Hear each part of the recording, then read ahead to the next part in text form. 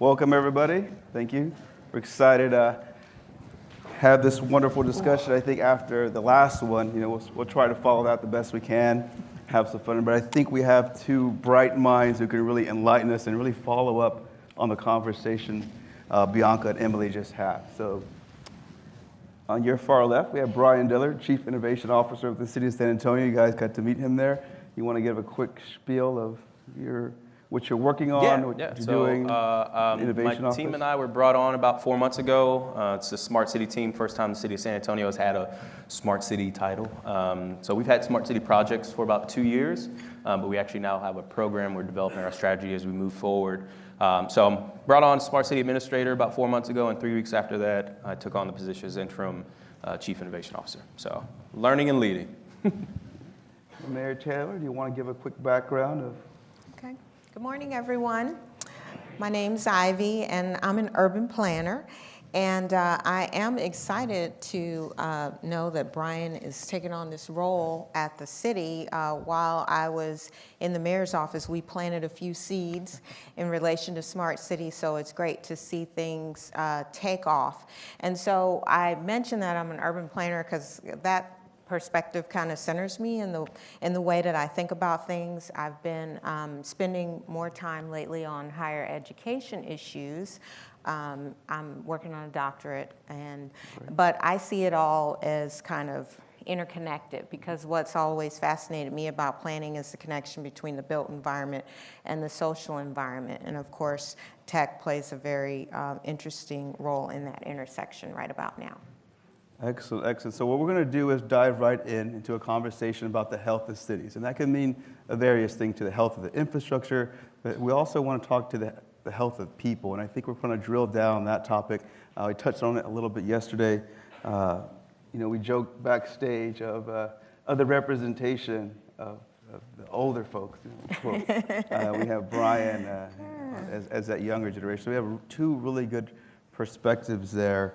But one of the questions I think talked about in the dialogue for the prep for this session is, you got an aging population. By 2030, 21% will be 65 to 74, and they'll be homeowners.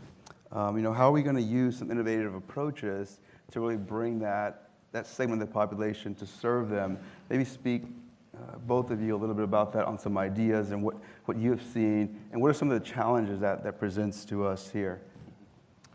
Yeah. Brian? 27% of the baby boomers that are going to be retiring in 2030, they are homeowners. But so that leaves a big gap there for folks that don't really have a means of housing after that point. So we're trying to figure that out.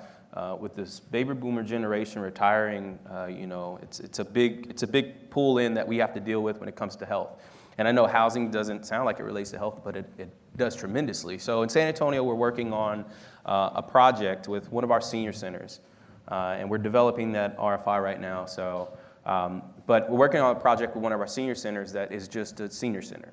Right now, what we're trying to do is integrate age living around that senior center and redevelop that senior center with smart city technology.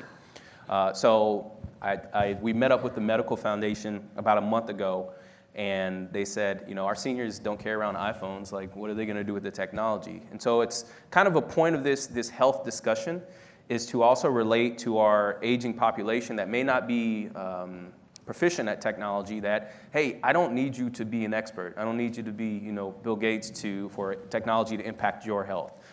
So that's one item, and honestly, we're trying to impact that with some affordable housing decisions. And that's something that's across the board in San Antonio, is figuring out how do we do affordable housing in a meaningful way. How do we not just build, I grew up on the east side here in San Antonio in Wheatley Courts, and the projects there were just cinder block buildings. And that contributes to not only a mental health, but it contributes to another health. So we have to take this comprehensive approach when we talk about age living, but also affordable housing. So that's a big deal for us coming up in 2030. Excellent. Mayor Taylor, you have any comments? Well, as we were discussing, I'm representing kind of the older, a little bit old. I know I don't look that old, So we have a joke that black don't crack, but I am I am 48 years old and my husband is 52. And so I think it's important that we kind of keep in mind that folks that came of age in earlier generations, though we're not baby boomers, but folks who came of age during, kind of an earlier generation may have different perceptions related to technology and its relevance to their lives. And as you age, you tend to have more concerns about your personal health. And so I think certainly that creates an opportunity to talk to folks about ways that technology can possibly aid them either in monitoring or improving their own personal health, or as some of the issues that Brian mentioned, thinking about, how to care for your home, because when you move to being on a fixed income, then that burden can become greater. And there may be ways that technology can assist an older homeowner with maintenance of their homes, but you have to figure out what's the platform for conveying that information to those folks, because we may not be on Twitter or are connected to communities where we get that information. And so that's where I think we as a city and a community can be creative as far as figuring out grassroots ways to educate and provide that information to folks for whom it may not be at their fingertips. I think that's a really key component to this, is the education standpoint when it comes to these populations. Because there's as Bianca and Emily mentioned, there's a trust issue. You're introducing something to somebody that's going to be, it's basically a sensor. Like, you're going to be monitored 24/7, and it kind of you have to have that agreement. Yes. And you have to understand, like, this, we're not trying to be intrusive. We're not trying to commercialize your data. We're trying to implement health solutions in a custom way. But that's a conversation that you have to have at a deeper level, and I think those community conversations are very important. That is a really key point. How do you get to conveying to people that it's not about intruding into their lives? I mentioned my husband's 52. He's not even on Facebook, because he said anybody that needs to know where I am or what I'm doing, they know. I don't need to put it on Facebook. Yeah. That kind of attitude. So, right. Just the fear that there may be some efforts to intrude into their lives. Those are the conversations that we need to figure out where is a good space and place to have them. And I think so you were really good during your mayoral time and time as councilwoman about creating these collaborative environments and these conversations. And that's something that the tech community is getting better about. And I think, offices of innovation coming into city governments is very important for that case. We have to work with social workers. We have to work with community organizations that talk to these folks on that level away from tech, and figure out, how do we convey this message through them? How do we help them tell our story and talk about these new solutions? I have seen that as one of the challenges related to tech and kind of the social media space, because what I observe is that people tend to segregate themselves. Now you have the opportunity with the click of a button to eliminate a point of view that I don't want to hear that. And so that means we have to make more efforts to try and bring people together to have those conversations, to figure out what the challenges and stumbling blocks might be, and to educate. So I just say that to say that, some of the technological advances and platforms that we all look to, they may not automatically lend themselves to always bringing people together or sharing information. Yeah, so just to kind of put that a little bit more forward, kind of looking at the other side of that, both in low income, but also just that younger generation who by nature we are inundated, not me per se, but the younger folks are inundated with thousands of messages every day. And how do they sift and make the right decisions on their own healthcare? What advice should we be giving them? What platforms or ways to convene to get that education across? Maybe share some ideas or thoughts. It's actually something we're trying to figure out with the Smart City program. And we talked to Councilman Williams from New Orleans about that, is how do we make that direct contact? Because with the impact of the digital divide, that's another thing we have to consider. You know, I can't reach people through social media all the time. I can't reach them through email. Sometimes I can't even call, you know. I have to be there in person. I have to find those spaces, whether that's a local public school or a public library or a community or a senior center. You know, I have to be in that space. I have to be present, and that takes a lot of manpower. It takes a lot of patience. But, you know, it's just the conversation environment that we have to get it done. I am currently trying to guide a young person in navigating all that. My daughter, Morgan, is 15 years old. Y'all pray for me. I hope I'm going to survive high school. But so, you know, and we just gave her a phone. She was the only kid who was a freshman that did not have a phone. We waited till her birthday to give her a phone. And so that opened up a whole new world. But, you know, we're monitoring at this point what her intake is and how she uses it. But yeah, we are trying to figure out, okay, so we didn't grow up with this technology, but we're responsible for shaping this young person on how they can use it to their benefit, but still have some sort of balance. So from the mental health perspective, I think more about that in relation to my daughter, because you all hear about, you know, kids that are bullying on social media and all that type of thing. And I do worry about social skills and interaction. You know, you take the kids to an event with kids and all the kids are looking at their phones. They're not talking to each other or engaging. So I think, you know, parents definitely have a responsibility to figure out. And part of that is modeling good behavior. She told me, Mommy, she said, when you were mayor, she said, you always like this. She said, you were on your phone.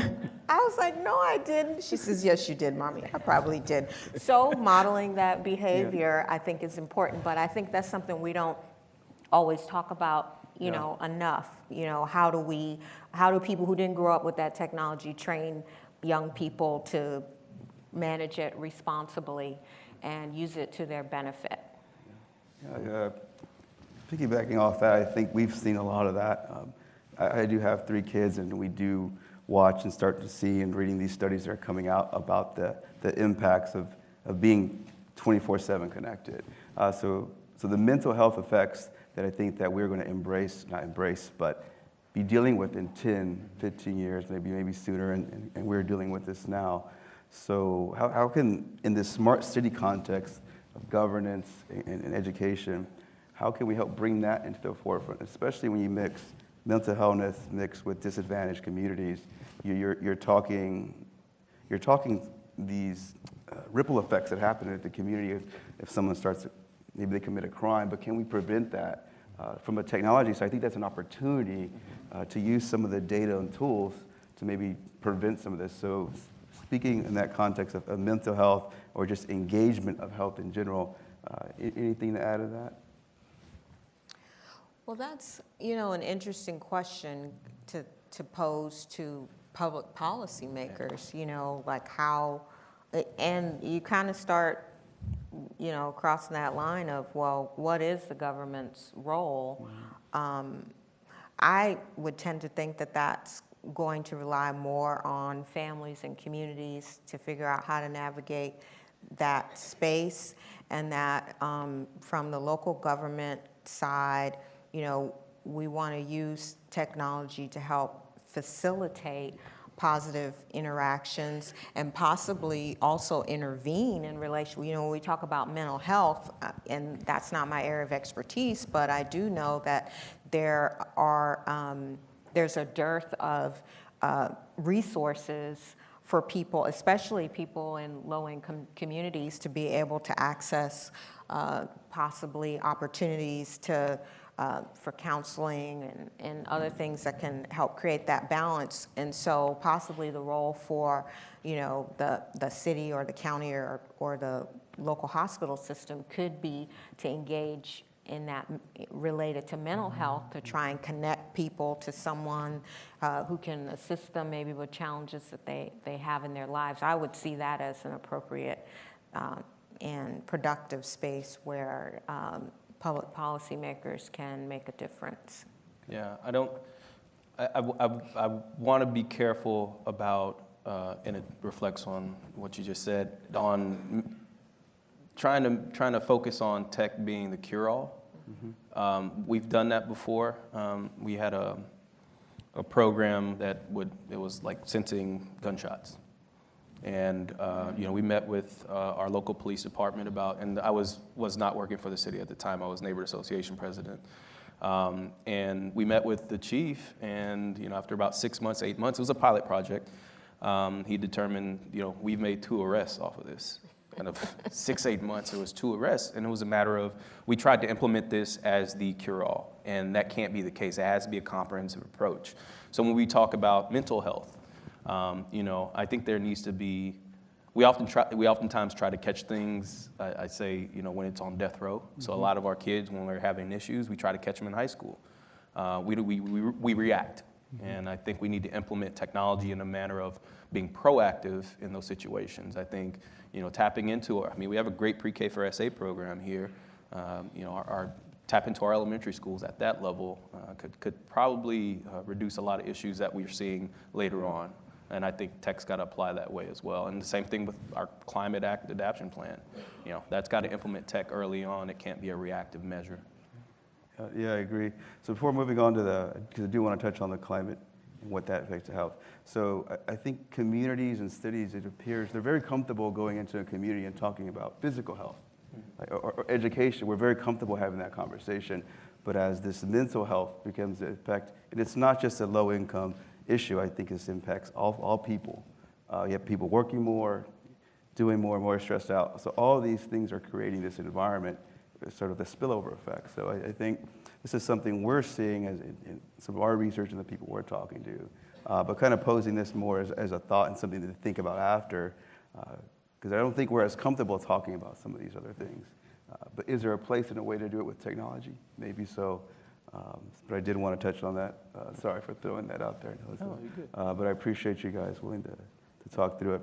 So let's move to the climate change and health, and what could be some of the impacts that we need to be thinking about here. Brian, maybe some of the work you guys are doing, or what you've seen other cities do, or technology companies that are thinking about that. So we do have an Office of Sustainability here in the city of San Antonio, and one of the items that we're figuring out is we don't really have a baseline. And so we're starting off kind of at ground level with implementing sensors and monitors and ensuring that we're able to see where we're at, to know where we need to go, or know when we've gotten to where we want to be. So that's a big one. But again, it goes back to that intrusive thing, and also funding. If anybody has any free air quality sensors, feel free to send them over. But that's something that we jointly work with our partners with. So CPS is, they own most of the light poles in the city of San Antonio, and so we're working with them to tack on to that. But then there's a conversation of, well, who owns the data? How do we share that data? And it's just it's a big conversation, and I think there's a lot of indirect impacts that relate to the health conversation that we have to get through in order to get there. But I think we're just trying to baseline right now as far as how our climate is impacted and how all our ecosystems work together. Well, this isn't my area of expertise, but what I would kind of focus on is, our human behaviors that in some way impact the environment, things like recycling. And so I really feel like the best place to intervene is in the schools early on, because that's where you can inform young people, or educate them on the impacts, share with them what better behavior would be, or how they can make a difference on an issue. And then there can also be that tech component, which of course kids are always excited to learn about, and they seem to adapt to it a little more easily maybe than older folks do. And then they take that home and they share that with their families. So I know I know that kind of stuff comes up in school, but I don't know to what extent there is, a focus on ensuring that every kid in elementary school has some sort of introduction to, what can I personally do to make my environment better? What should I be doing at home? What can my family do, and how that, makes an impact in the long run. Anything else to add on? I think tech allows us to be more accountable as well. Like, to ensure that we're doing those measures correctly, that our community is acting in the right manner. I think one of the conversations that Stephen and I often have is about food deserts throughout the city of San Antonio. And that's something that, organizations like Ardopia are helping to solve. But how do we track those? How are we mapping all that? How do we determine if those needs are being met, if they're not being met? And I think tech fits in, it fills in that gap for us. I just thought about another impact on the environment, the gas and the impact to the air of me driving across town to a store to get healthy food. It's not just an inconvenience, but it's also does affect the environment. And that's coming from the perspective of someone who has a little extra change to put the gas in the car to drive across town because I would like some grapes to look a little bit better than the store up the street. But yeah, you talked about food deserts, and so you hit on my hot spot there. Well, that's good. So I'm going to ask one more question and go into privacy a little bit. Didn't want to open it up to questions after this next comment, so I'm not sure if we have the microphones or how we're taking questions. I can't recall. I think they're back there. We would like to invite a few questions for Brian and the mayor. So as we're talking about these solutions, how do we find that balance between the data that we share so we can make these improvements to the health of not just the physical infrastructure, but the health of our cities? What should we be thinking about to strike that balance of privacy, the private data versus the data we share? Well, I don't even know the answer to that question. We probably need to get more people in the room thinking, because a lot of times that doesn't come up until you're faced with it, right? Yeah. It's right, you're in the middle of implementing or executing something, and then it's like, oh, well, should we X, Y, Z? So I don't know that we'll always be able to anticipate and then make a decision in advance about what our policies are going to be. But I do think it's important, to the extent that we can anticipate, to actually, come to some consensus and document what policies are. But policies are no good if you don't make sure that people are trained on them and implement them. So that's a starting point. But then sharing with folks in other communities who've maybe gone down the same roads and have already come face to face with some of those ethical questions about, should we do this or should we do that? It's always great to be able to learn from others, but I think there should be more of a formalized way of doing that consistently, rather than just, it comes up, now what are we going to do? And, figuring it out that way. Yeah, I think there's a constant conversation that goes on. We're having that with our partners right now when it comes to data sharing, and it's a good thing. It's a good conversation to have and go in depth, and maybe have to reset a couple of times and figure out how to get it right. But in addition to that, it's being open and honest. I like what Bianca said a minute ago, that we oftentimes communities don't consent to data; they surrender. And I think that's something that we have to face and deal with. We need to have those conversations. I know I said community a bunch of times yesterday. I'm saying it again today, so get used to it. But it's something that's very important, so we don't have to look back, a year from now and be the villains that conspired to share everybody's data. We need to be able to say, hey, we had these conversations and we all agreed to it, and it's for a good cause. All right, so we have about almost 7 minutes left. I'd like to invite anyone for some questions for Brian or the mayor. Either raise a hand, or I think we do have some mics back there.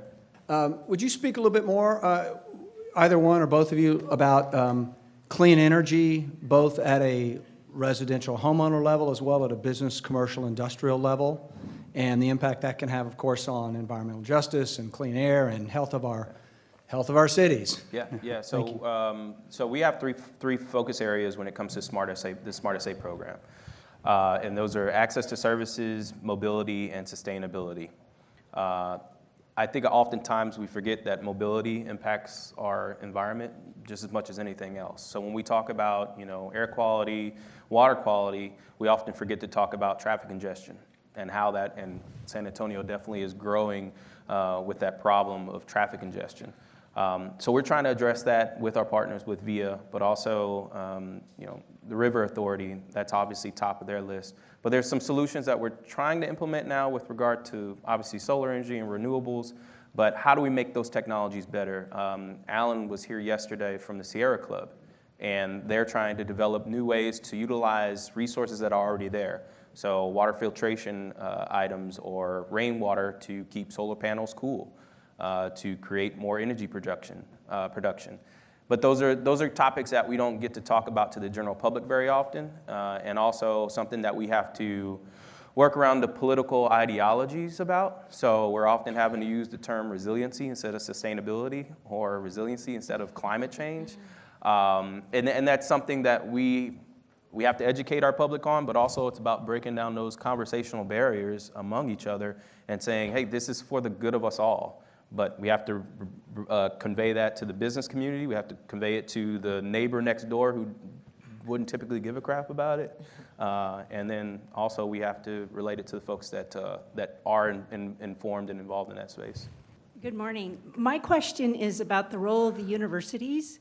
You were interested in free air quality sensors, and I know you've established your innovation zones. But all along, I haven't heard mention of the universities. You have such a strong partnership by virtue of how you're organized, and your branches of government are all in. Right. That's wonderful, but it may be that you're missing a huge opportunity with the universities, which brings student involvement. It's always an easier conversation with those who are under 48. As far as what you might be measuring and why you might be measuring it, and you're going to measure it for a short period of time, and then it's all under the governance of an IRB. Absolutely. So about universities. So two things. CPS has led us into the room to chat with UTSA right now on some energy sustainability solutions. So those are some items that we're talking about within those rooms. We are talking with those universities. But second, we just signed on as a MetroLab partner with UTSA.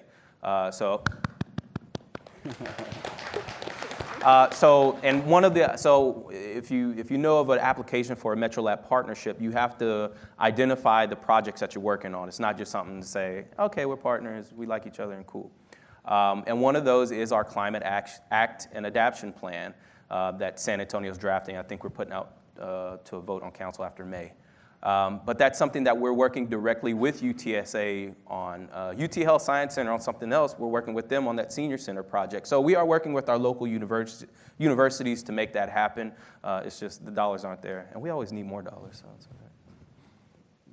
Oh, you just walked right into the space I'm in right now. I think there are so many opportunities to partner with schools, but folks got to realize that that is an option. I remember when I was a city staffer and I suggested we work with some of the schools on neighborhood revitalization issues, and a more senior city staffer said, well, I don't understand that. Schools do what they do and the city does, and I was kind of like, really? But I mean, you got to get folks to realize that it is about partnerships, and all those resources that are there at the universities really can help us move along all these issues, in particular health, which was kind of the banner for this discussion. But I think we should all be thinking about that and reaching out to the institutions here, as well as potentially in some other locales as well, if they have a center or a research scientist who may have a particular interest in what we're doing here in San Antonio. Okay, well, it looks like we're over time. Okay. Thank you so much for opening up discussion. As we're starting this discussion. We really thank you for jumping on stage and talking about this in a new way. And just a good note, this for the organizer, which is ourselves. I think the universities, we definitely missed the mark there, but we will try better, harder. Thank you, Kim. We can definitely do a better job of bringing them into the conversation next time. Thank you, guests, for joining me. Right. Thank you. Thank you, everyone.